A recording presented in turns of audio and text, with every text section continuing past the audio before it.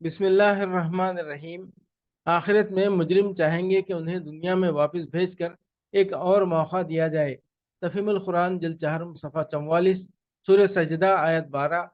ولو ترى إذ المجرمون ناكسوا رؤوسهم عند ربهم ربنا أبصرنا وسمعنا فرجعنا نعمل صالحا إنا موقنون۔ کاش تم دیکھو وہ وقت جب یہ مجرم سر جھکائے اپنے رب کے حضور کھڑے ہوں گے، اس وقت یہ کہہ رہے ہوں گے، اے ہمارے رب، ہم نے خوب دیکھ لیا اور سن لیا، اب ہمیں واپس بھیج دے تاکہ ہم نیک عمل کریں، ہمیں اب یقین آ گیا ہے۔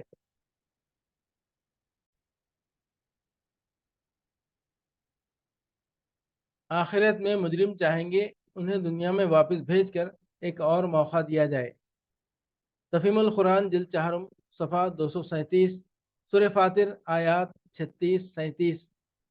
والذین کفروا لهم نار جہنم لا يقضى عليهم فيموتوا ولا يخفف عنهم من عذابها كذلك نجزي كل كفور وهم يسترخون فيها ربنا أخرجنا نعمل صالحا غير الذي كنا نعمل أولم نعمركم ما يتذكر فيها من تذكر وجاءكم النذير فذوقوا فما للظالمين من نصير۔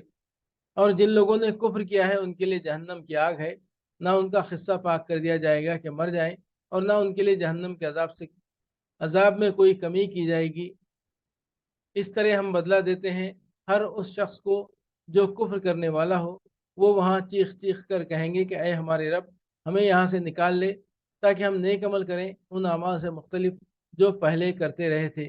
انہیں جواب دیا جائے گا، کیا ہم نے تم کو اتنی عمر نہ دی تھی جس میں کوئی سبق لینا چاہتا تو سبق لے سکتا تھا، اور تمہارے پاس متنبع کرنے والا بھی آ چکا تھا؟ اب مزہ چکھو، ظالموں کا یہاں کوئی مددگار نہیں ہے۔ آخرت میں مجرم چاہیں گے کہ انہیں دنیا میں واپس بھیج کر ایک اور موقع دیا جائے۔ کیا ہم نے تم کو اتنی عمر نہ دی تھی جس میں کوئی سبق لینا چاہتا تو سبق لے سکتا تھا؟ اس سے مراد ہر وہ عمر ہے جس میں آدمی اس قابل ہو سکتا ہو کہ اگر وہ نیک و بد اور حق و باطل میں امتیاز کرنا چاہے تو کر سکے، اور گمراہی چھوڑ کر ہدایت کی طرف رجوع کرنا چاہے تو کر سکے۔ اس عمر کو پہنچنے سے پہلے اگر کوئی شخص مر چکا ہو تو اس آیت کی روح سے اس پر کوئی مواخذہ نہ ہوگا۔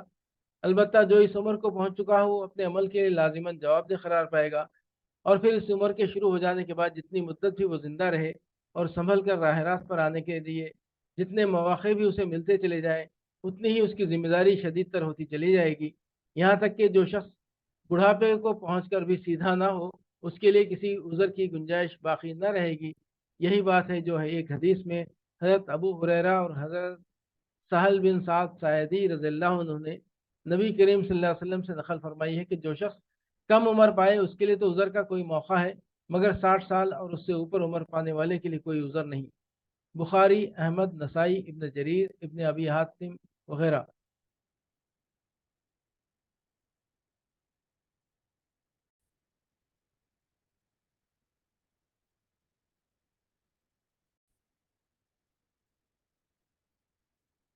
آخرت میں مجرم چاہیں گے انہیں دنیا میں واپس بھیج کر ایک اور موقع دیا جائے۔ تفہیم القرآن جلد چہارم صفحہ 380، سورہ زمر آیت 56 تا 60۔ ان تقول نفس یا حسرت علی ما فرطت فی جنب اللہ علی ما فرطت فی جنب اللہ وان کنت لمن الساخرین، او تقول لو ان اللہ هدانی لکنت من المتقین، او تقول حین ترى العذاب لو ان لی کرۃ فاکون من المحسنین، بلا قد جاءتک آیاتی فکذبت بها واستکبرت وکنت من الکافرین، وَيَوْمَ الْقِيَامَةِ تَرَى الَّذِينَ كَذَبُوا عَلَىٰ وُجُوهِهِمْ مُسْوَدَّةٌ أَلَيْسَ فِي جَهَنَّمَ مَثْوًى لِّلْمُتَكَبِّرِينَ۔ کہیں ایسا نہ ہو کہ بعد میں کوئی شخص کہے، افسوس میری اس تقصیر پر جو میں نے اللہ کی جناب میں کرتا رہا، بلکہ میں تو الٹا مذاق اڑانے والوں میں شامل تھا۔ یا کہے کاش اللہ نے مجھے ہدایت بخشی ہوتی تو میں بھی متقیوں میں سے ہوتا۔ یا عذاب دیکھ کر کہے کاش مجھے ایک موقع اور مل جائے اور میں بھی نیک عمل کرنے والوں میں شامل ہو جاؤں، اور اس وقت اسے یہ جواب ملے کہ کیوں نہیں، میری آیات تیرے پاس آ چکی تھی، پھر تو نے انہیں جھٹلایا اور تکبر کیا اور تو کافروں میں سے تھا۔ آج جن لوگوں نے خدا پر جھوٹ باندھے ہیں، قیامت کے روز تم دیکھو گے کہ ان کے منہ کالے ہوں گے۔ کیا جہنم متکبروں کے لیے کافی جگہ نہیں ہے؟ آخرت میں مجرم چاہیں گے انہیں دنیا میں واپس بھیج کر ایک اور موقع دیا جائے۔ تفہیم القرآن جلد چہارم صفحہ 513، سورہ شورى آیات 44 تا 46۔ ومن يضلل الله فما له من ولي من بعده وترى الظالمين لما رأوا العذاب يقولون هل إلى مرد من سبيل وتراهم يعرضون عليها خاشعين من الذل ينظرون من طرف خفي وقال الذين آمنوا إن الخاسرين الذين خسروا أنفسهم وأهليهم يوم القيامة ألا إن الظالمين في عذاب مقيم وما كان لهم من أولياء ينصرونهم من دون الله ومن يضلل الله فما له من سبيل۔ جس کو اللہ ہی گمراہی میں پھینک دے اس کا کوئی سنبھالنے والا اللہ کی بات نہیں ہے۔ تم دیکھو گے کہ یہ ظالم جب عذاب دیکھیں گے تو کہیں گے اب پلٹنے کی بھی کوئی سبیل ہے، اور تم دیکھو گے کہ جہنم کے سامنے جب لائے جائیں گے تو ذلت کے مارے جھکے جا رہے ہوں گے، اور اس کو نظر بچا بچا کر کنکھیوں سے دیکھیں گے۔ اس وقت وہ لوگ جو ایمان لائے تھے کہیں گے کہ واقعی اصل ضیاءکار وہی ہے جنہوں نے آج قیامت کے دن اپنے آپ کو اور اپنے متعلقین کو خسارے میں ڈال دیا ہے۔ خبردار رہو، ظالم لوگ مستقل عذاب میں ہوں گے اور ان کے کوئی حامی و سرپرست نہ ہوں گے جو اللہ کے مقابلے میں ان کی مدد کو آئیں۔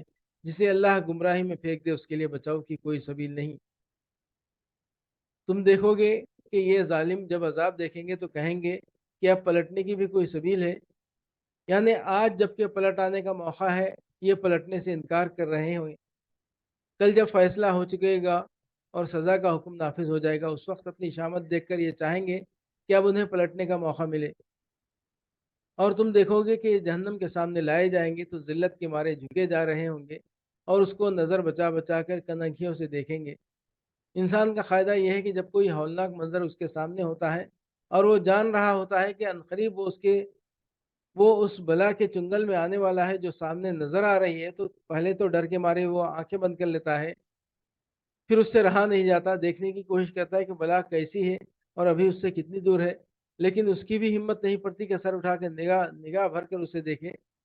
اس لیے بار بار ذرا سے آنکھیں کھول کر اسے گوشے چشم سے دیکھتا ہے اور پھر ڈر کے مارے آنکھیں بند کر لیتا ہے۔ جہنم کی طرف جانے والوں کی اسی کیفیت کا نقشہ اس آیت میں کھینچا گیا ہے۔